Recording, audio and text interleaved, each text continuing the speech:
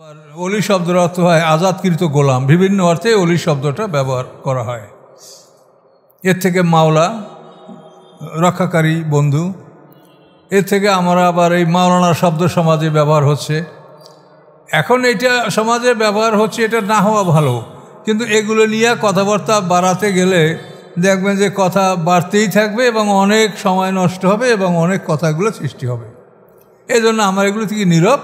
তবে এগুলো না হওয়াই ভালো, কিন্তু হয়েছে, এখন কিছু করার নেই। আমরা নামের পিছনে মোহাম্মদ লিখি, যেটা না লেখা ভালো, কিন্তু লেখা হয়েছে, এখন কি করবেন? আমি আমার ছেলেপেলেদের নামে মোহাম্মদ সারা নাম লেখা শিক্ষকদেরকে জানাই দিছি প্রাথমিক শিক্ষার সময়। শিক্ষকরা আইন সর্বনাশ, হুজুরের নামের ছেলের নামের পিছনে মোহাম্মদ নাই, তো সর্বনাশ হয়ে গেছে, তাড়াতাড়ি মোহাম্মদ বসাও। কি করবেন? এভাবে আসলে মোহাম্মদ শব্দ এত প্রশংসিত, কিন্তু এটা আমরা যে সবাই প্রশংসিত নিজের নামের পিছিয়ে নিজে লেখা, এটা কিন্তু আসলে ঠিক না। আমাদের মনেও এটা বাধা দেয়, কিন্তু এটা প্রচলিত হয়ে গেছে। এটা হওয়ার কারণ হলো, আপনারা দেখবেন আপনাদের দাদা বা তাহই ওদের আমলে যে দলিলগুলো আছে আপনাদের, ওই দলিলে দেখবেন শ্রী আব্দুর রহমান, মানে মুসলমানদের নামের পিছনে শ্রী ওরা লিখত, ওদের নামের পিছনে শ্রী শ্রী শ্রী সম্মান সূচক শব্দ, আর মুসলমানদের নামের পিছনে ওই শ্রী লিখত।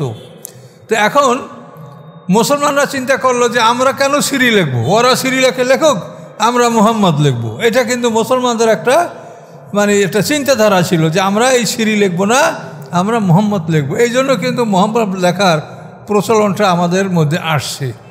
বাইতুল মুকাদ্দাসের সাথে আকাশের সিঁড়ি লাগানো।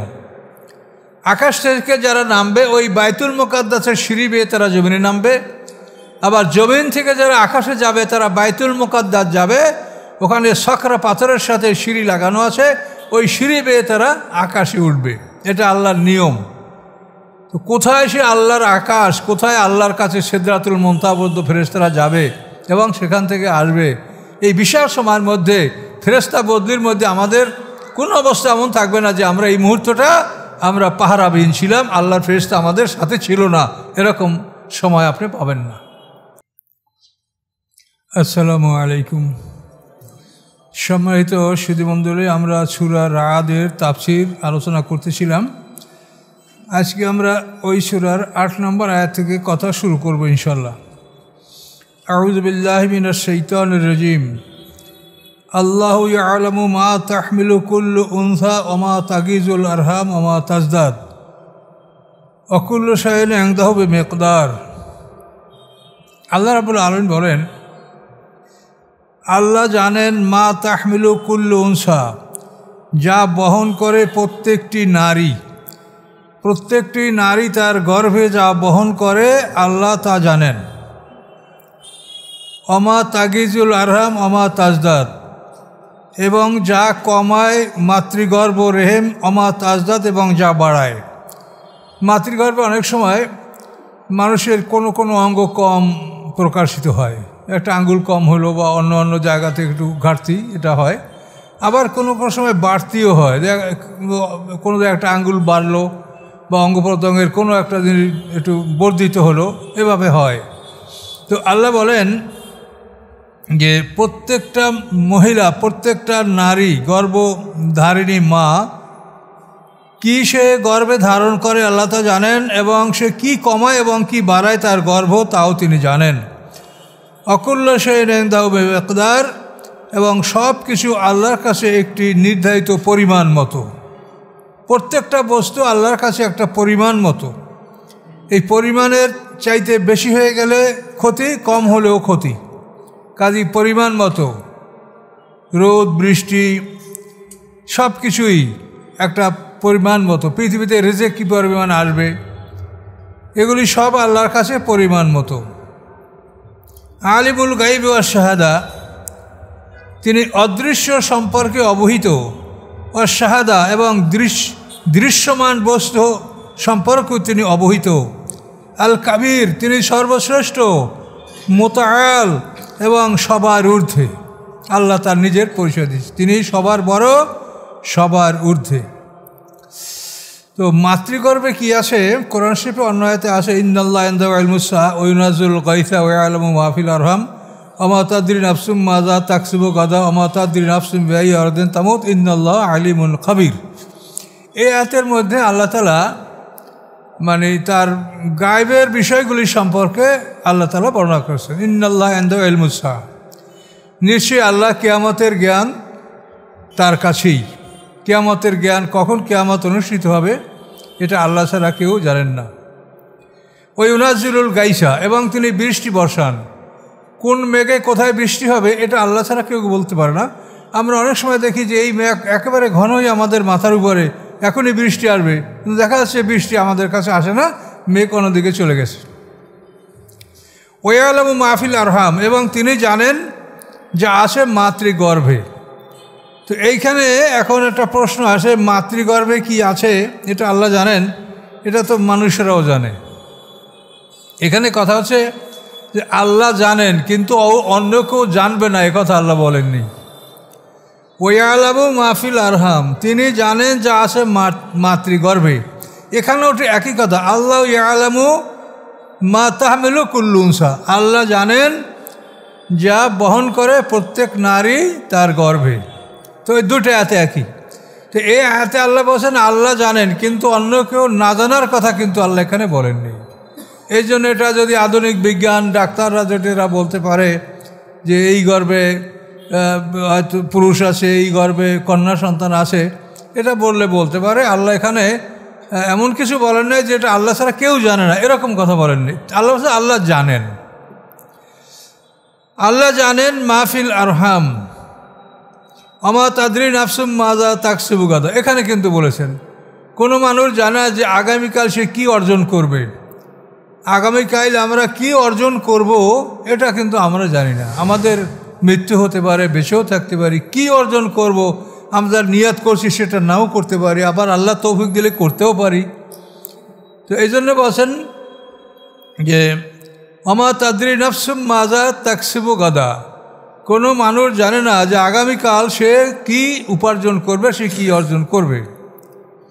ইন্নাল্লাহ আলিমুন খাবির, নিশ্চয়ই আল্লাহ তাআলা সব কিছু সম্পর্কে অবহিত, তিনি সব কিছুর খবর রাখেন। সাওয়াউন মিনকুম মান আসাররাল কাওলা ওয়া মান জাহারা বিহি, সমান তোমাদের মধ্যে যে কথাকে গোপন করে, ওয়া মান জাহারা বিহি, এবং যে কথাকে প্রকাশ করে, এটা আল্লাহর কাছে সমান। প্রকাশ করলেও আল্লাহ যেভাবে জানেন এবং গোপন করলেও আল্লাহ একইভাবে জানেন। গোপন এবং প্রকাশ্য এই দুটায় আল্লাহর কাছে কোনো ব্যবধান সৃষ্টি হয় না, এটা আমাদের কাছে হয়, আমরা গোপন বিষয় বুঝতে পারি না, কিন্তু আল্লাহর কাছে উভয়ই সমান। আল কাবির ওমান জাহারাবিহি অমানুয়া মোস্তাকফেম বাইলে বেল্লাইলে, এবং যে লুকিয়ে থাকে রাতের অন্ধকারে। রাতের অন্ধকারে কে কোথায় লুকিয়ে থাকে তা আল্লাহ ভালো জানেন।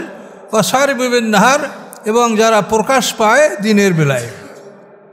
রাত্রিবেলায় পৃথিবীর অধিকাংশ মানে নিশাচর যারা, এরা ছাড়া সবাই রাত্রিবেলায় আপন আপন আশ্রয় ঘুমিয়ে থাকে, আরামে থাকে, বিশ্রামে থাকে। কিন্তু সে নিশাচর প্রাণী যারা, ওরা দিনের বেলায় লুকিয়ে থাকে এবং রাত্রে ওরা খাদ্য খাতক সংগ্রহ করার জন্য পৃথিবীতে ওরা ঘুরে বেড়ায়। এবং এই নিশাচর প্রাণীর রক্ষণাবেক্ষণের জন্য আল্লাহ তাআলা একটা সিস্টেম করেছেন, সেটা খুবই আশ্চর্যজনক, যেটা কোরআনে আল্লাহ বলেছেন যে শবে সাদেক এবং শবে কাজেব, এই দুইটা কথা কোরআনে বলা আছে। হাত্তা ইয়াতাবাইয়ানা লাকাল খাইতুল আবিয়াজ মেনাল খাইতুল আসওয়াদে মেনাল ফাজরে। এই খাইতুল আবিয়াজ হলো শবে সাদেক, আর খাইতুল আসওয়াদ হলো শবে কাজেব। তো ভোর হলো এক জোড়া, আল্লাহর সৃষ্টি সব জোড়া জোড়া, তো এই জন্য ভোর এক জোড়া, শবে সাদেক শবে কাজেব। শবে সাদেক হলো আকাশ যখন পূর্ব দিক থেকে, দিগন্ত থেকে আপনি দেখবেন যে একটা রেখার মতো পরিষ্কার দেখা যাচ্ছে, এরপর এই রেখাটা ধীরে ধীরে উপরের দিকে উঠে আসতেছে, এটা হলো শবে সাদেক। আর শবে কাজেব হলো ঠিক এই শবের 1 ঘন্টা আগে আপনি পূর্ব আকাশে দেখতে পাবেন একটা আলো এভাবে লম্বালম্বি, উত্তর দক্ষিণ দিকে লম্বালম্বি, মনে হয় একটা লাইট জ্বলছে, টর্চ লাইটের মতো। এই লম্বালম্বি আলোটা জ্বলছে, এই আলোটা অনুমান 15-20 মিনিট থাকবে, এরপর হঠাৎ করে আলোটা নিভে যাবে। এই আলোটা নিভে যাওয়ার পরে আকাশটা একটু বেশি অন্ধকার হয়ে যাবে, এবং সেই অন্ধকার মনে করেন 1 ঘন্টার মতো থাকবে, তারপর শবে সাদেক প্রকাশিত হবে। তো এই যে শবে কাজেবের যে সিস্টেমটা আল্লাহ রেখেছেন, এটার মধ্যে একটা আল্লাহর বিরাট রহস্য নিহিত আছে। সেটা হলো এই যে সমস্ত প্রাণীর রাতের বেলায় খাদ্য খোঁজার জন্য বের হয়, তারা নিজ বাসগৃহ থেকে অনেক দূর থেকে দূরান্তে চলে যায়, এবং যে প্রাণীগুলি দিনে বের হয় না, ওই প্রাণীগুলি যদি দিনে মানুষে দেখতে পায়, তা মানুষের মধ্যে আনন্দ, একটা কৌতূহল, যে ওকে ধরবো মারবো, বা অন্য একটা চিন্তা আসে মানুষের মনে। যে প্রাণীগুলি দিনে লুকিয়ে থাকে, রাত্রে বের হয়, এগুলির প্রতি মানুষের, যুবকদের একটা আসক্তি থাকে, যে একে দেখবো, ধরবো, কেমন কি করব, এইসব। তো আল্লাহ তাআলা এদের রক্ষার জন্য শবে কাজেব সিস্টেম করেছেন। ওদের কাছে তো আর ঘড়ি নাই, বলতে পারে না যে রাত কতখানি আসে, কে কত দূর গেল। এই উদবিড়াল এরা কিন্তু শিকারের জন্য বাড়ি থেকে বহু দূর চলে যায়। এভাবে প্রত্যেকটা প্রাণী নিজ গৃহ থেকে বহু দূর দূরান্তে চলে যায়, নকশনাল বডিস, নিশাচর প্রাণীগুলি। তো এই প্রাণীগুলি যাতে আপন নিরে আপন বাসায় ফিরতে পারে, এই জন্য আল্লাহ তাআলা শবে কাজেব দিয়ে তাদেরকে একটা সিগন্যাল দিলেন যে এরপর এই 1 ঘন্টার মধ্যে ভোর হয়ে যাবে। কাজে এই শবে কাজেব প্রকাশ করা হলো, এরপর আকাশকে অন্ধকার করে দেওয়া হলো, এই 1 ঘন্টার মধ্যে সবাই তোমরা আপন আপন বাসায় গৃহে চলে যাও। তো আন্তর্জাতিকভাবে আল্লাহ তাআলা এই আলো, এই ঘড়ি স্থাপন করেছেন, যাতে করে নিশাচর প্রাণীগুলি তারা আত্মরক্ষা করতে পারে এবং নিরাপদে তাদের বাসায় ফিরতে পারে। এই জন্য আল্লাহ তাআলা এই ব্যবস্থাটা করেছেন, শবে কাজেব এবং শবে সাদেক।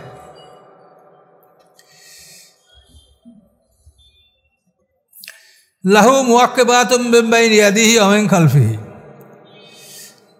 তার জন্য আছে মুআক্কিবাত, মানে একের পর এক আগমনকারী, একের পর এক আসবে তার কাছে। মিন বাইনি ইয়াদিহি ওয়া মিন খালফিহি ইয়াহফাজুনাহু, তারা তাকে সামনে এবং পিছন থেকে রক্ষা করবে।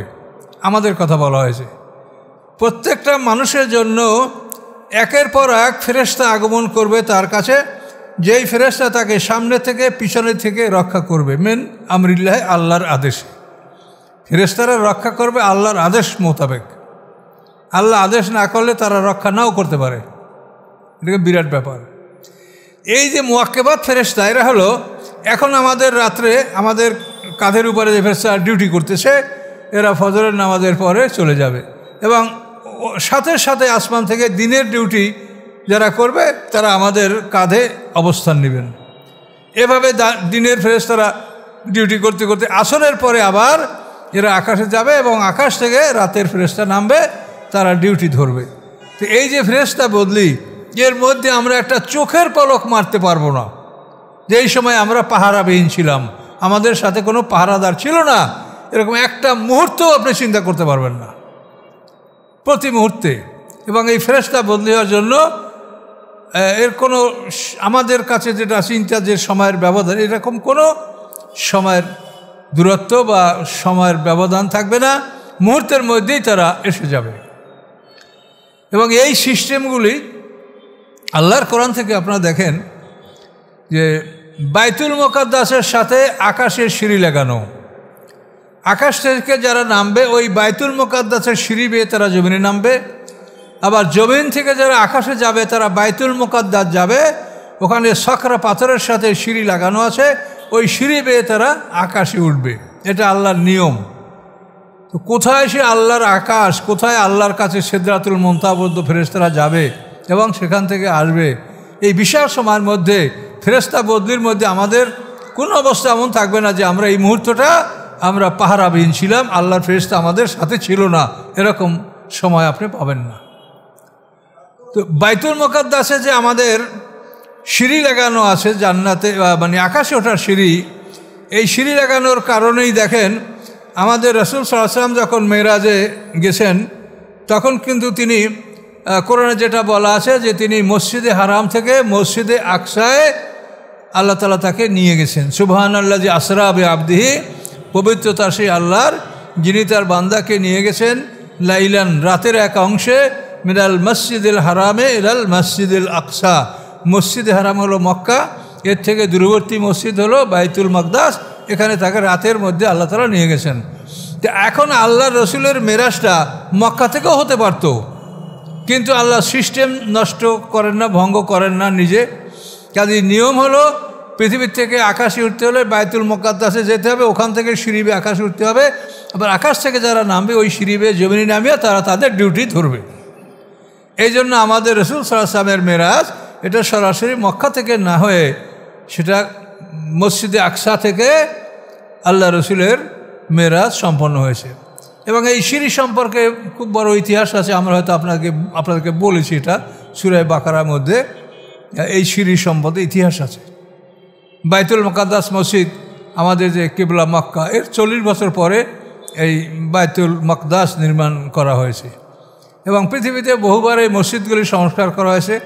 সুলাইমান আলাইহিস সালাম একবার সংস্কার করেছেন, সে বিষয়ে কোরআনে মানে বর্ণনা আছে যে বিভিন্ন জিনদের সহযোগিতা নিয়ে, মানব এবং জিন এদের সহযোগিতা নিয়ে সুলাইমান আলাইহিস সালাম বাইতুল মুকাদ্দাস মসজিদকে সুন্দর করে নির্মাণ করে তৈরি করেছিলেন। তো সম্মানিত সুধী, আমরা আল্লাহর কোরআন আমাদের সামনে, আল্লাহর কোরআন বলছে যে প্রত্যেকটা মানুষের কাছে একের পর এক ফেরেশতা আগমন করে এবং তাকে সামনে থেকে পিছন থেকে আল্লাহর আদেশে ওই ফেরেশতারা হেফাজত করে।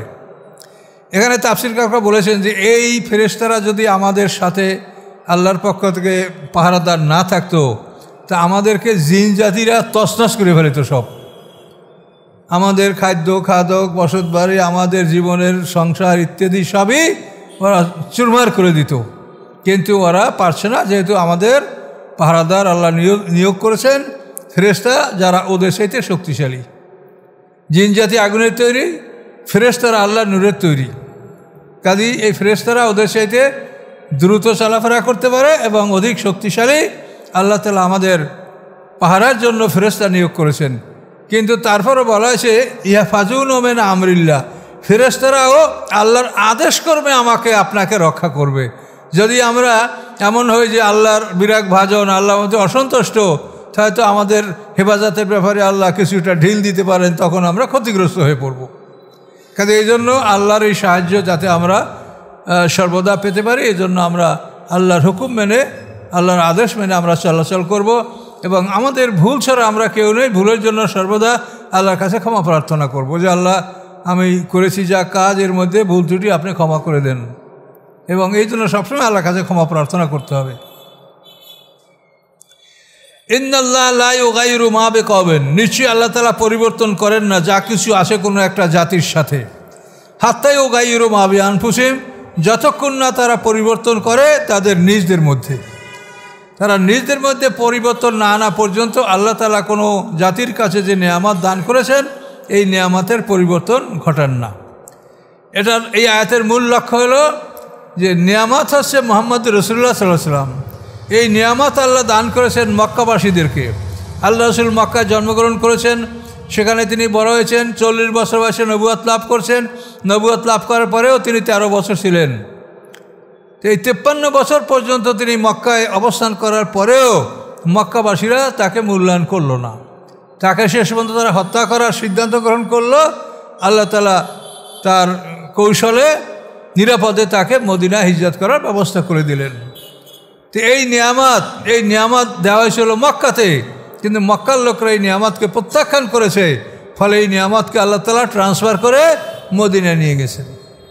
একথা আল্লাহ বলেন যে কোনো জাতির একটা নিয়ামত এটা আল্লাহ পরিবর্তন করেন না যতক্ষণ না তারা নিজেদের মধ্যে পরিবর্তন আনয়ন করে। কাজে আল্লাহর নিয়ামতকে প্রত্যাখ্যান যেন আমরা না করি কোনো নিয়ামতকে। ওয়াইজা আরাদাল্লাহু বিকওমিন সুআন ফালা মারাদ্দা লাহু, যখন ইচ্ছা করেন আল্লাহ তাআলা কোনো জাতির অনিষ্ট বা ক্ষতি বা শাস্তি, ফালা মারাদ্দা লাহু, কেউ নাই যে সেটা কেউ ফিরাতে পারবে। আল্লাহ তাআলা যদি কোনো জাতির ক্ষতির ইচ্ছা করেন, এটা ফিরাতে পারে এমন কারোর সাধ্য নাই। তবে আল্লাহ এটা ইচ্ছা করেন না। আল্লাহ বড় দয়ালু, বড় রহমান রহিম। তিনি ইচ্ছা করেন না যে আমাদের কাউকে ধ্বংস করবেন। তিনি বারবার আমাদেরকে সময় এবং সুযোগ দান করেন। অপরাধ করলে তওবা করার মতো সুযোগ দান করেন। তিনি কখনোই দ্রুত আমাদের ব্যাপারে সিদ্ধান্ত গ্রহণ করেন না। ওমা লাহুম মিন দুনি মিন ওয়াল, এবং আল্লাহর মোকাবেলায় তাদের কোনো রক্ষাকারী বন্ধু নাই। ওলি থেকে ওয়াল, রক্ষাকারী বন্ধু। এই ওলি শব্দটা এর প্রকৃত অর্থ হলো রক্ষাকারী বন্ধু। অলি শব্দের অর্থ বন্ধু, অলি শব্দের অর্থ অভিভাবক, আবার অলি শব্দের অর্থ হয় আজাদকৃত গোলাম। বিভিন্ন অর্থে অলি শব্দটা ব্যবহার করা হয়। এর থেকে মাওলা, রক্ষাকারী বন্ধু। এর থেকে আমরা আবার এই মাওলানা শব্দ সমাজে ব্যবহার হচ্ছে। এখন এটা সমাজে ব্যবহার হচ্ছে, এটা না হওয়া ভালো, কিন্তু এগুলো নিয়ে কথাবার্তা বাড়াতে গেলে দেখবেন যে কথা বাড়তেই থাকবে এবং অনেক সময় নষ্ট হবে এবং অনেক কথাগুলো সৃষ্টি হবে। এই জন্য আমার এগুলো থেকে নীরব। তবে এগুলো না হওয়াই ভালো, কিন্তু হয়েছে, এখন কিছু করার নেই। আমরা নামের পিছনে মোহাম্মদ লিখি, যেটা না লেখা ভালো, কিন্তু লেখা হয়েছে, এখন কি করবেন? আমি আমার ছেলেপেলেদের নামে মোহাম্মদ সারা নাম লেখা শিক্ষকদেরকে জানাই দিছি প্রাথমিক শিক্ষার সময়। শিক্ষকরা আইন সর্বনাশ, হুজুরের নামের ছেলের নামের পিছনে মোহাম্মদ নাই, তো সর্বনাশ হয়ে গেছে, তাড়াতাড়ি মোহাম্মদ বসাও। কি করবেন? এভাবে আসলে মোহাম্মদ শব্দ এত প্রশংসিত, কিন্তু এটা আমরা যে সবাই প্রশংসিত নিজের নামের পিছনে নিজে লেখা, এটা কিন্তু আসলে ঠিক না। আমাদের মনেও এটা বাধা দেয়, কিন্তু এটা প্রচলিত হয়ে গেছে। এটা হওয়ার কারণ হলো, আপনারা দেখবেন আপনাদের দাদা বা তাহই ওদের আমলে যে দলিলগুলো আছে আপনাদের, ওই দলিলে দেখবেন শ্রী আব্দুর রহমান, মানে মুসলমানদের নামের পিছনে শ্রী ওরা লিখত, ওদের নামের পিছনে শ্রী শ্রী শ্রী সম্মান সূচক শব্দ, আর মুসলমানদের নামের পিছনে ওই শ্রী লিখত।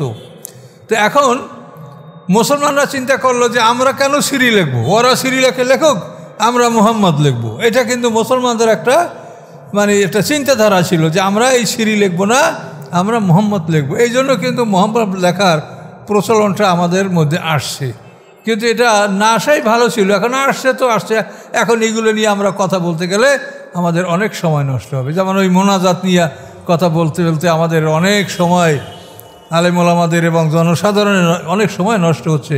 এগুলো ঠিক হবে না। এই জন্য এগুলোকে ক্ষমার দৃশ্যে দেখবেন, এর মধ্যে ভুল ত্রুটি আছে, থাকতেই পারে, এই জন্য আমাদের কিছু করার নেই। হুয়াল্লাযী ইউরীকুমুল বারকা খাওফাম ওয়া তামাআ, তিনি সেই আল্লাহ যিনি দেখান তোমাদেরকে বিদ্যুৎ, খওফা ভয় সহকারে, অত্তমা এবং লোভ সহকারে। ভয় এবং লোভ, বিদ্যুৎ দেখলে আকাশে বিদ্যুতের চমক দেখলে আমাদের ভয়ও লাগে, আর আমরা আশাও পোষণ করি যে বৃষ্টি হতে পারে। এটা হলো লোভ, আমাদের আকাঙ্ক্ষা। তো আল্লাহ বলেন তিনি তোমাদেরকে বিদ্যুৎ দেখান ভয় সহকারে এবং আশা সহকারে, আকাঙ্ক্ষা সহকারে। অয়ুংশু সাহাবাস সকাল, এবং তিনি বহন করেন ভারী মেঘ। এক একটা মেঘে কয়েকশো টন পানি থাকে, কিন্তু সেটা আল্লাহ এমনভাবে কৌশলে তিনি ধারণ করেন, জলীয় বাষ্প, ওজন মোটেই নাই, জলীয় বাষ্প, ধুমা। আপনি পাক করেন তখন যে পাতিলের উপর থেকে ধুমাটা ওঠে, ওইটাই তো জলীয় বাষ্প। ওই মেঘ, ওগুলোই মেঘ, কিন্তু এই ব্যাপক জলীয় বাষ্প হালকাভাবে বাতার সাথে ওরা উড়ে বেড়ায়, ঘুরে বেড়ায়। কিন্তু আল্লাহ যখন এটাকে পানিতে রূপান্তরিত করে পৃথিবীতে পাঠাতে চান, তখন ওর সাথে একটা ঠান্ডা বাতাস লাগিয়ে দেন, আর কিচ্ছু না। এই ঠান্ডা বাতাস লাগিয়ে দেওয়ার সাথে সাথে ওই জলীয় বাষ্প ওটা পানিতে পরিণত হয়, এবং মানে মেঘ হচ্ছে চালুনি, শিপ, খুব ছোট্ট ছোট্ট দানা, এই পানিটা পৃথিবীতে পতিত হয়। এটা বড় আকারে পড়লে, বরফের আকারে, খণ্ড আকারে পড়লে মানুষ প্রাণী তারা সবাই ক্ষতিগ্রস্ত হতো, গাছপালা ফসলাদি ক্ষতিগ্রস্ত হতো। এই জন্য খুবই ছোট্ট চালুনির ছিদ্রের মতো ছোট্ট ছোট্ট ছিদ্রের মাধ্যমে আল্লাহ তাআলা এই বৃষ্টিটা পৃথিবীতে বসান। এটা আল্লাহর কুদরত, আল্লাহর মেহেরবানি। ওয়ায়ুসাব্বিহু রা'দু বিহামদিহি ওয়াল মালায়েকাতু মিন খিফাতিহি, পবিত্রতা জপনা করে রাত ফেরেশতা আল্লাহর প্রশংসা সহ, আল্লাহর প্রশংসা সহ পবিত্রতা জপনা করে রাত ফেরেশতা। রাত হলো একজন ফেরেশতার নাম যে বিদ্যুৎ পরিচালনা করে, আর রাত শব্দের অর্থ বিদ্যুৎ, দুটোই। রাত একজন ফেরেশতার নাম, আর রাত মানে বিদ্যুৎ। তাহলে ওয়ায়ুসাব্বিহু রা'দু বিহামদিহি, রাত ফেরেশতা আল্লাহর প্রশংসা সহ পবিত্রতা ঘোষণা করে, ওয়াল মালায়েকাতু এবং ফেরেশতারাও, মিন খিফাতিহি আল্লাহর ভয়। তো রাত ফেরেশতা এবং অন্য ফেরেশতারাও আল্লাহর পবিত্রতা ঘোষণা করে। তো এখানে যেহেতু এই রাদের পরে আল মালাইকা তো সামনে আছে, এই জন্য আমরা রাদের অর্থ মালাইকা ফেরেশতা যদি করি তো এই অর্থটা যথাযথ হবে, যেহেতু আয়াতের সামনে ফেরেশতা আছে। তো রাত ফেরেশতা এবং অন্যান্য ফেরেশতারা আল্লাহর ভয় ভীত এবং তারা আল্লাহর পবিত্রতা সহকারে প্রশংসা জপনা করে। ইয়াতে তাফসিরে অনেক কথা আছে যে রাত ফেরেশতা তার জেকের হচ্ছে বজ্রধ্বনি, কিন্তু এটাকে আমরা সমর্থন করি না। রাত ফেরেশতার জিকির বজ্রধ্বনি এটা না, বজ্রধ্বনি আলাদা একটা সৃষ্টি। তো এই বজ্রধ্বনিও আল্লাহর প্রশংসা করে। এখানে রাত যদি আপনি বজ্রধ্বনি অর্থ করেন তো ওইসবের রাতও তাহলে বজ্রধ্বনি আল্লাহর প্রশংসা করে, আল্লাহর পবিত্র জপনা করে, এবং এটা ঠিক। তার কারণ আল্লাহ বলেছেন ওয়াইমেন শাইয়্যিন ইল্লা ইউসাব্বিহু বিহামদিহি ওয়ালাকিন লা তাফকাহুনা তাসবিহাহুম ইন্নাহু কানা হালিমান গফুরা। তুসাব্বিহু লাহু সামাওয়াতু ওয়াল আরদু ওয়া মান ফিহিন্না। পবিত্রতা ঘোষণা করে আল্লাহর 7 আসমান 7 জমিন ওয়াল আরদু ওয়া মান ফিহিন্না, এবং যারা আছে এই আসমান জমিনের মধ্যে সবাই আল্লাহর পবিত্রতা সহ তার প্রশংসা জপনা করে, যা চোখের আপনি দেখতে পান সব। আবার সামনে আরও কঠিন করে বলছেন ওয়াইমেন শাইয়্যিন ইল্লা ইউসাব্বিহু বিহামদিহি, নাই কোনো বস্তু বরং সবাই তারা আল্লাহর প্রশংসা সহ পবিত্রতা ঘোষণা করে। ওয়ালাকিন লা তাফকাহুনা তাসবিহাহুম, কিন্তু তোমরা তাদের এই তাসবিহ এটা তোমরা বোঝো না। তাহলে রাত ফেরেশতাও আল্লাহর জিকির করে এবং বজ্রধ্বনি সেও আল্লাহর জিকির করে। তা আল্লাহ বলছেন যে তোমরা তাদের তাসবিহ বোঝো না, এই জন্য অনেক ক্ষেত্রে আমরা বুঝি না, এটাই সত্য। কিন্তু আমরা আল্লাহর কোরআন বিশ্বাস করি, সেখানে বলা হয়েছে যে পৃথিবীর মধ্যে যা কিছু আছে সব কিছু, প্রত্যেকটা পাতা, প্রত্যেকটা গাছের, প্রত্যেকটা প্রাণী, আপনারা গভীর রাতে যে বিভিন্ন প্রাণীর যে বিভিন্ন শব্দ শুনতে পান এগুলি সব আল্লাহর জিকির। শুধু একটা কথা বলা আছে, গাধার আওয়াজকে বলা হয়েছে যে এটা আল্লাহর জিকির নাম। কোরআনে এতটুকুই বলা আছে অকসিতফি মাসিকা ওয়াকদুদ মান সাউতেকা ইন্না আনকারাল আসওয়াতে লা সাউতুল হামির। অকসিতফি মাসিকা, চলার ক্ষেত্রে তুমি মধ্যম পন্থা অবলম্বন করে চলো, লম্ফ ঝম্ফ দিয়ে চলিও না। ওয়াকদুদ মান সাউতেকা, তোমার কণ্ঠকে তুমি নিম্নস্বর করো, উচ্চস্বরে কথা বলো না। ইন্না আনকারাল আসওয়াতে লা সাউতুল হামির, আল্লাহর কাছে অপছন্দনীয় ডাক হচ্ছে গাধার ডাক। তো এইখানে আল্লাহর কাছে অপছন্দনীয় ডাক গাধার ডাক। তো এখানে তাফসীর কাকা বলেন যে গাধার ডাকটা আল্লাহর জিকির নয়, এছাড়া সমগ্র পৃথিবীর সমস্ত প্রাণীর ডাক আল্লাহর জিকির। কাজেই এই গাধার ডাক এটা কিন্তু আল্লাহ তাআলা আমাদের কথাবার্তা কাজকর্মে আমরা যাতে বেশি স্বর না করি। এই মসজিদে যদি এখন তো এই সিস্টেমই হয়ে গেছে যে সাউন্ড বক্স ছাড়া কেউ নামাজ বা ইমামতি করতে পারেন না, বা আগের তুলনায় মানুষেরা আগের মতো শক্তিশালীও না। আগে আমরা যখন আমাদের প্রথম বয়সে তখন মাইক ছিল না, তো মসজিদের মুয়াজ্জিনরা যে আজান দিত তো 1-1.5 কিলোমিটার 1-2 মাইল পর্যন্ত, আর যদি নদীর পারে হইতো তো 4-5 নদীর এপার থেকে ওপার মুয়াজ্জিনের আজান শোনা যাইত। কিন্তু এখন সেই রকম শক্তিশালী মানুষও নাই, যন্ত্র আবিষ্কার হয়েছে, শক্তিকেও ব্যবহারও করছে না, প্র্যাকটিসও করছে না।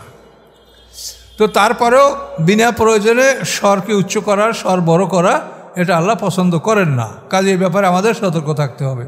যতটুকু সাউন্ড হলে সবাই শুনতে পায় ততটুকু সাউন্ড ব্যবহার করা উচিত, তার চাইতে বেশি স্বর বেশি আমরা যেন না করি, যেহেতু আল্লাহ তাআলা এটা পছন্দ করেন, এটা বলেছেন।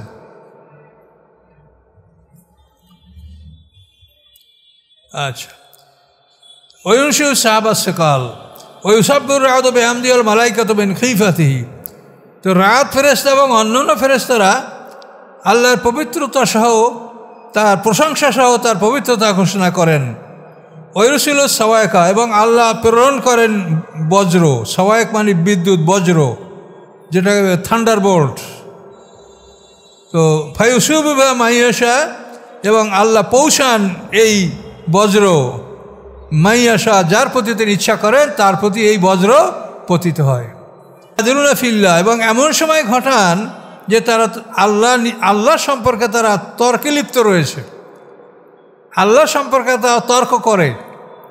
হুয়া সাদিদুল মেহাল, অথচ আল্লাহ তাআলা কঠিন প্রতিশোধ গ্রহণকারী, কঠিন শক্তির মালিক, কঠিন তিনি প্লট বা ষড়যন্ত্রকারী। এখানে অহমিউ জাদিলুনা ফিল্লাহ, তারা আল্লাহর বিষয়ে তর্ক করে। এটার শানে নজুল আছে। তর্কটা হলো, আরবে একজন খুব বড় শক্তিশালী লোক ছিল, আল্লাহকে মানত না, কাফের। তো আল্লাহ রসুল লোক পাঠাইছে যে তাকে ডাকি নিয়ে আসো আমার কাছে। তো আল্লাহ রসুলের দূত তার কাছে গেছে, আপনাকে আল্লাহ রসুল ডেকেছে। তখন ও বলে, না আমি তার কাছে যাব না, সে আসুক আমার কাছে। তখন সে তর্ক করে, তোমরা আমাদেরকে কোন আল্লাহর দিকে ডেকেছো?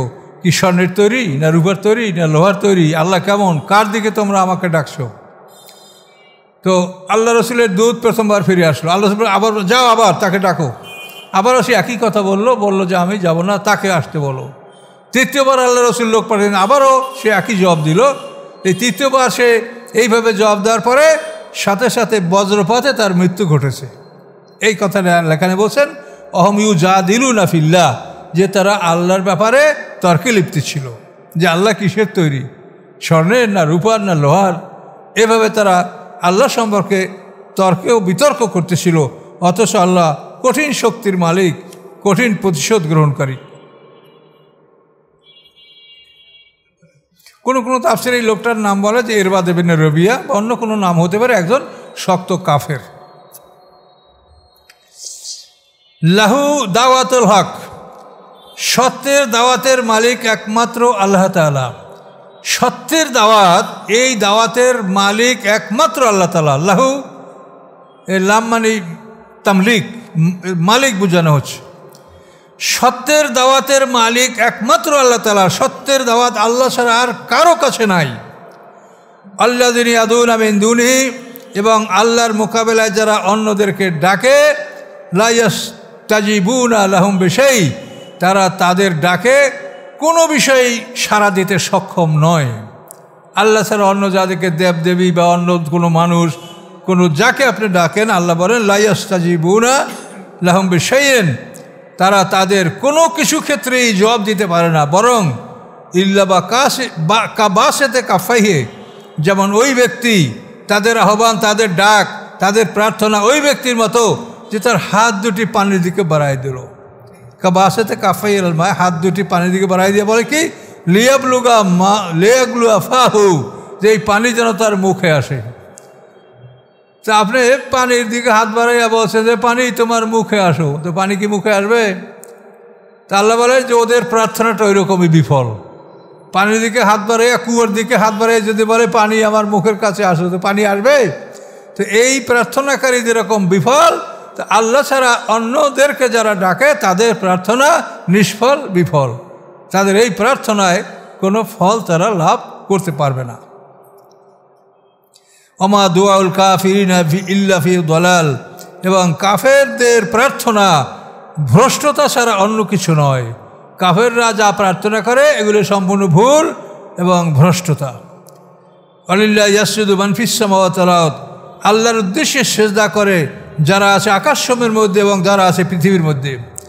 আকাশের মধ্যে যেমন ফেরেশতারা আছেন, তারপরে চন্দ্র, সূর্য, গ্রহ, নক্ষত্র, যা কিছু আছে, এরা সবাই আল্লাহকে সেজদা করে। তাওয়াউ ওয়া কারহা, স্বেচ্ছায় এবং ইচ্ছায় এবং অনিচ্ছায়। ইচ্ছা করে করবে অথবা অনিচ্ছায় করবে, করতেই হবে। ইচ্ছায় এবং অনিচ্ছায়। ও জিলালুম বিল গুদুব্বি আসল, এবং তাদের ছায়াগুলিও সকাল সন্ধ্যা আল্লাহকে সেজদা করে। আমরা ছায়াগুলিকে দেখি মাটির উপরে পতিত আছে, এই ছায়াগুলি কীভাবে আল্লাহকে সেজদা করে সেটা একমাত্র আল্লাহই ভালো জানেন। তাহলে আকাশ পৃথিবীর মধ্যে যারা আছে, ফেরেশতা, চন্দ্র, সূর্য, গ্রহ, নক্ষত্র, সবাই আল্লাহকে সেজদা করে। এই কথা আল্লাহ তাআলা আমাদেরকে জানিয়ে দিচ্ছেন, এবং তাদের ছায়াগুলিও সকাল সন্ধ্যা আল্লাহকে সেজদা করে। আয়াত, সেজদার আয়াত আপনার যাওয়ার আগে একটা সেজদা দিয়ে চলে যাবেন। সেজদার আয়াত আমাদের জন্য সেজদা দেওয়া ওয়াজিব। সামাইনা ওয়া আতানা গুফরানাকা রব্বানা ওয়া ইলাইকাল মাসির, এই দোয়া পড়তে পারলে ভালো, না হয় আপনি সেজদা দিবেন, যা ইচ্ছা তাসবিহ পাঠ করে মাথা তুলবেন। এই তেলাওয়াতে সেজদার জন্য শর্ত হলো নামাজের শর্ত। নামাজের জন্য যেমন আপনার যে জায় পাক, জামা পাক, তন পাক, কিবলামুখী নিয়ত করা, তাকবীর তাহরিমা বলা, এই যে এগুলো শর্ত আছে না, অর্থাৎ পবিত্রতার দিক থেকে যতগুলি শর্ত নামাজের জন্য আছে, সেজদায় তেলাওয়াতের জন্য অতগুলি শর্ত আছে। কিন্তু আপনি বসা থাকলে বসা অবস্থায় আল্লাহু আকবার সেজদা করবেন, দাঁড়ানো থাকলে দাঁড়ানো অবস্থায় আপনি আল্লাহু আকবার সেজদা করবেন, আল্লাহু আকবার মাথা তুলবেন। আর মাঝখানে তাসবিহ পড়বেন, সামিনা ওয়া আতানা গুফরানাকা রব্বানা ওয়া ইলাইকাল মাসির। যদি না থাকে, না জানেন, তাহলে আপনি নামাজে যে সেজদায় যে তাসবিহ পড়েন তা পড়লেও চলবে। সেজদাটা হলো ওয়াজিব। কুল মান রাব্বুস সামাওয়াতি ওয়াল আরদ, আপনি বলুন, জিজ্ঞাসা করুন আকাশ পৃথিবীর রব কে। তা এই প্রশ্ন করলে তো ওরা জবাব দিবে না। আল্লাহ বলেন কুলিল্লাহ, আপনি বলেন আকাশ পৃথিবীর রব হোসেন আল্লাহ। কুল, আপনি বলুন আফাত্তাকাসতুম মিন দুনি আউলিয়া, তোমরা কি আল্লাহ ছাড়া আল্লাহর মোকাবেলায় অন্য কাউকে অভিভাবক গ্রহণ করবে? কেমন তারা? লা ইয়ামলিকুনা লিআনফুসিহিম নাফআন ওয়ালা দাররা, যারা নিজেদের কোনো উপকার ক্ষতি করতে পারে না, যারা নিজেদের কোনো উপকার ক্ষতি করতে পারে না, তারা যদি তোমাদের অভিভাবক হয়, তো তোমাদের কি উপকার ক্ষতি তারা করবে? এই দেবদেবী বা এই মানুষ, কোনো মানুষ নিজেকে রক্ষা করতে পারে না, সে আপনাকে কী করে রক্ষা করবে? কুল হাল ইয়াস্তাবিল আ'মা ওয়াল বাসীর, আপনি বলুন যারা দেখে এবং যারা দেখে না তারা কি সমান? অন্ধ এবং দৃষ্টিসম্পন্ন কি সমান? আম হাল তাসতাবি যুলমাতুন নূর, অথবা অন্ধকার এবং আলো কি সমান? অন্ধকার হচ্ছে কুফরি, আলো হচ্ছে ইসলাম। অন্ধকার এবং আলো কি সমান?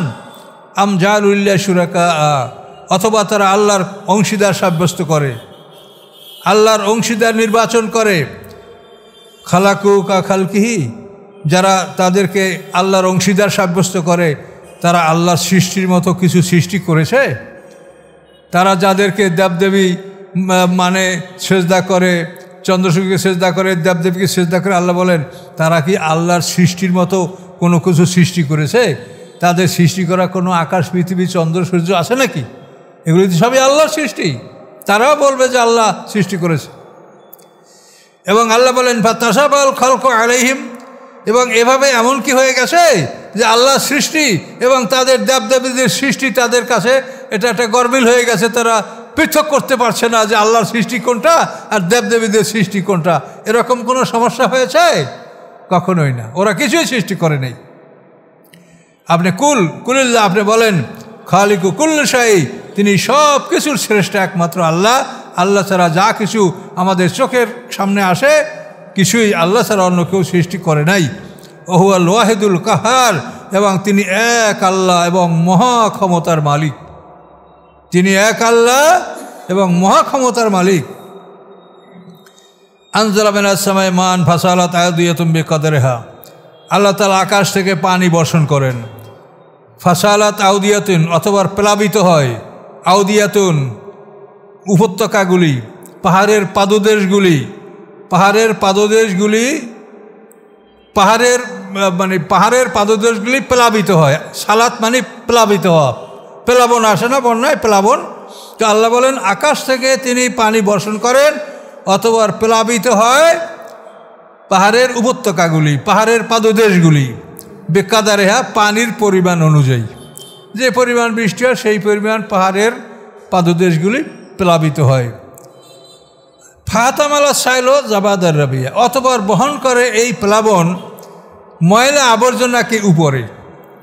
মানে যখন এই প্লাবনটা হয় এবং পানিতে যখন পাহাড়ের পাদদেশগুলি প্লাবিত করে, ডুবিয়ে দেয়, তখন ময়লা আবর্জনাগুলি উপরে ভেসে ওঠে।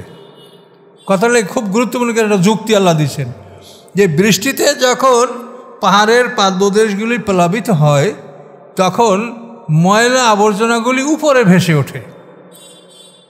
তার মানে পৃথিবীতে যখন কোনো বিপ্লব আন্দোলন কোনো কিছু হয় তখন মানে 2 নম্বর 3 নম্বর মানুষগুলি সবসময় উপরে থাকে। কথা বলতে পারছেন? ভালো মানুষগুলি ডুবে থাকে। এ দেখেন সামনে আল্লাহ কি বলছেন, আর একটু উদাহরণ দিয়েছেন, অমিম্মা ইউকিদুনা আলাইহি ফিন্নার, এবং উহার অবস্থাও যা আগুনে জ্বালানো হয়। সোনা রূপা লোহা আপনি আগুনে পোড়ান। ইবতাগা হিলাতেন, কোনো জিওর বা গহনাঘাটি নির্মাণ করার জন্য, আও মাতায়ন, অথবা প্রয়োজনীয় কোনো বস্তু নির্মাণ করার জন্য লোহা, তামা স্বর্ণ রূপা আপনি যখন আগুনে পোড়ান জাবাদ মিস্ত্রি, সেখানেও যেগুলি অপবিত্র বা অপদার্থ, যেগুলি অকর্ম, যেগুলি কোনো মূল্যবান না, সেগুলি উপরে ওঠে। তাহলে পরীক্ষা করার সময় দেখা যায় এই যে প্রত্যেকটা জিনিসের ময়লাটাই উপরে ওঠে। তো সমাজের অবস্থা এই যে সমাজে যখন এরকম একটা পরীক্ষামূলক অবস্থার সৃষ্টি হয়, সমাজে কোনো বিপ্লব বা কোনো একটা আন্দোলন বা কোনো একটা কিছু, তখন এই খারাপ জিনিসটাই উপরে ভেসে ওঠে। যেরকম আগুনে পোড়াইলে লোহা সোনা রূপা ময়লাটা উপরে ওঠে, এবং পানির প্লাবন আসলে যেরকম পানির প্লাবনে ময়লা আবর্জনাটা উপরে ওঠে, ওই রকম মানে অপদার্থ মানুষগুলি আসলে বেশি হয়, প্রকাশিত হয় এবং তারা উপরে স্থান লাভ করে এই সমস্ত বিপদ আপদের সময় এবং বিভিন্ন কর্মের সময়। আচ্ছা, এখন কি হয় দেখেন, কাযালিকা ইয়াযরিবুল্লাহুল হাক্কা ওয়াল বাতিল, এইভাবেই আল্লাহ তাআলা সত্য এবং মিথ্যার উদাহরণ দিচ্ছেন, যে সত্য সবসময় তলিয়ে থাকে এবং বাতিল সবসময় উপরে ভেসে ওঠে। কি বলতে পারলেন? যে আল্লাহ যে দুইটা দৃষ্টান্ত দিয়েছেন, এর মূল লক্ষ্য কি? যে এভাবেই আল্লাহ তাআলা দৃষ্টান্ত বর্ণনা করেন সত্য এবং মিথ্যার। সত্য সবসময় তলিয়ে থাকে, নিচে থাকে, এবং মিথ্যা সবসময় উপরে ভেসে ওঠে। এই সমাজেও দেখবেন এই একই অবস্থা, সত্য লুকিয়ে থাকে, নিচে পড়ে থাকে, এবং সত্য যেটা না সেইটা ব্যাপকভাবে সমাজে মানুষে গ্রহণ করে, সেগুলি ব্যাপকভাবে মানুষের কাছে প্রসারিত হয়। এখন আল্লাহ বলেন, ফাম্মা জাবাদো ফাইয়াযাবু যুব, অতঃপর যেগুলি ময়লা আবর্জনা সেগুলি তো নিক্ষিপ্ত হয়। এই ময়লা আবর্জনা বাতিল যেটা উপরে ভেসে ওঠে, কিন্তু এটা কি হয়? জুফা, এটা নিক্ষিপ্ত, এটাকে নিক্ষিপ্ত করে ফেলিয়ে দেয়, অথবা ওই পানির স্রোতের সাথে ওটা নেমে চলে যায়। জুফা অম্মা মায়ন ফন্নাস, এবং যার দ্বারা মানুষ উপকৃত হয়, ফয়ামুকুসুফির আজ, সেটা পৃথিবীর উপরে স্থায়ী থাকে, সেটা ভেসে যায় না। যেটার দ্বারা মানুষ উপকৃত হবে সেটা ভেসে যায় না, এবং বাতিল সেটা উপরে ওঠে, সবসময় উপরে অবস্থান করে, কিন্তু সেটা হয়তো প্লাবনের সাথে ভেসে যায়, অথবা মানুষ সেটাকে নিক্ষেপ করে ফেলে দেয়। খুব একটা কঠিন দৃষ্টান্ত আল্লাহ তাআলা দিয়েছেন। কাযালিকা ইয়াদুল্লাহুল আমসাল, এভাবে আল্লাহ তাআলা মিসালগুলি আল্লাহ তাআলা বর্ণনা করে থাকেন, দৃষ্টান্তগুলি এভাবে আল্লাহ তাআলা বর্ণনা করে থাকেন।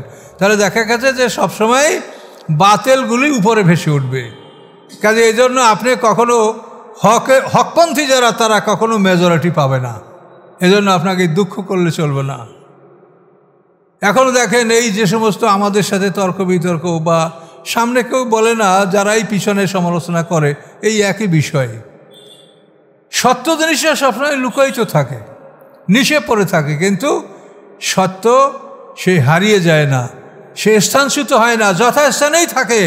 কিন্তু ময়লা আবর্জনা যেটা, এটা হয়তো স্রোতের সাথে ভেসে যায়, অথবা মানুষরা তাদেরকে নিক্ষেপ করে ফেলে দেয়। কাজে এই জন্য সত্যকে অনুসন্ধান করার জন্য বড় দল খুঁজবেন না, যে সবাই কি বলে। আমাদের সমাজের বড় দলিল হলো সব আলেমরা বলে, সব হুজুররা বলে এইটা দলিল, কিন্তু কোরআন থেকে কেউ বলতে পারে না যে কোরআন এইটা বলছে। আর আমরা যেটা বলি, সব হুজুররা বলে না, কিন্তু আমাদের কথা কোরআন বলে। কাজে এই জন্য এই ব্যাপারে আপনারা ধৈর্য ধারণ করবেন, আর আমার জন্য দোয়া করবেন যে আমি যেন ধৈর্য ধারণ করতে পারি। মাঝে মাঝে আমারও মন খারাপ হয়ে যায়। কাযালিকা ইয়াদরিবুল্লাহুল আমসাল, তো এই মিসালগুলি আল্লাহ তাআলা কাদের জন্য উপস্থাপন করেছেন? লিল্লাযীনা ইসতাজাবু লিরাব্বিহিমুল হুসনা, যারা রবের আহ্বানে সাড়া দেয় তাদের জন্য রয়েছে কল্যাণ। রবের আহ্বানে সাড়া দেয় কারা? আল্লাহ যেটা করতে বলছেন সেটা করে, আল্লাহ যেটা করতে বারণ করেছেন তার থেকে বিরত থাকে। তো একজন তাবির একটা ওয়াজ নসিহত আপনাদেরকে আমি শুনেছি। এই তাবির নাম হলো আবু হাজেম। তো আবু হাজেম তাবি, সাহাবীদের পরে যারা পরের স্তর তারা হলো তাবিন। তো এই আবু হাজেম তাবি, ওনার কাছে একজন উমাইয়া খলিফা বাদশাহ তাকে ডেকেছেন। মদিনে আসার পরে উনি জিজ্ঞাসা করলেন যে তাবিনদের স্তরে কোনো লোক আছে কিনা। বললেন একজন আছে, আবু হাজেম। তো তাকে ডাকো। তো ডাইকে নিয়ে আসছে রাজা, মুসলমানদের উমাইয়া পিরিয়ডের সে একজন বাদশাহ, আব্দুল মালিক ইবনে মারওয়ান অথবা অন্য কেউ। তো জিজ্ঞাসা করেন যে আমি এখানে রাজা, আমি আসি, তো আমার খবর শুনে আপনি আসলেন না কেন? তো উনি বললেন যে এটা আমার কি প্রয়োজন আছে, আপনি রাজা, আপনার কাজে আপনি থাকেন, আমার কাজে আমি থাকি, তো আমার যেখানে আসতে হবে এমন কোনো প্রয়োজন তো আমি মনে করি নেই। তাহলে যাই হোক, আপনি আসেন নাই, তা আপনি আমাদেরকে কিছু নসিহত করেন। তো উনি একটা নসিহতই করলেন, যে একটা নসিহত আমি করবো, আর বেশি না। সেটা হলো এই যে আল্লাহ যেখানে আপনাকে হাজির হতে বলেছেন সেখানে যদি আপনার গায়ের হাজির না থাকেন, আর যেখানে আল্লাহ তাআলা আপনাকে হাজির হতে নিষেধ করেছেন সেইখানে যদি আপনি হাজির না হন। এই একটা নসিহত উনি করেছেন। বুঝতে পারছেন কিনা কথাটা? আল্লাহ আপনাকে যেখানে উপস্থিত হতে বলেছেন সেখানে যেন অনুপস্থিত না থাকেন, আর যেখানে আল্লাহ তাআলা আপনাকে অনুপস্থিত থাকতে বলেছেন সেখানে যেন আপনি উপস্থিত না হন। এই নসিহতটা উনি একটা নসিহত করেছেন। এখন এই নসিহতটা কত গভীর নসিহত সেটা এখন বুঝে দেখেন।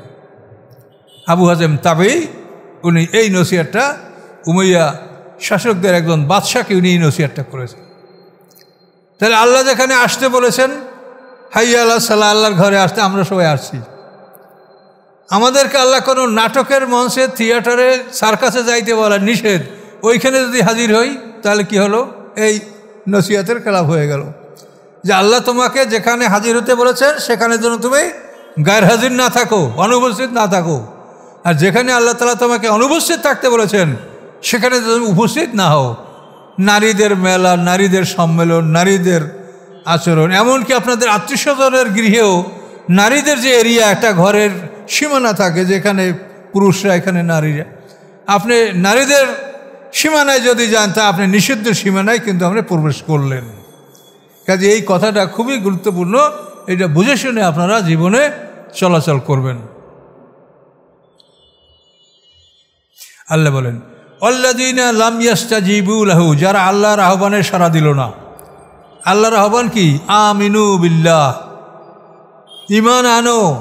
এই যে ঈমান আনার জন্য যে আল্লাহ আহ্বান দিয়েছেন, তো আল্লাযীনা লাম ইস্তাজিবু লাহু, যারা আল্লাহর আহ্বানে সাড়া দিল না।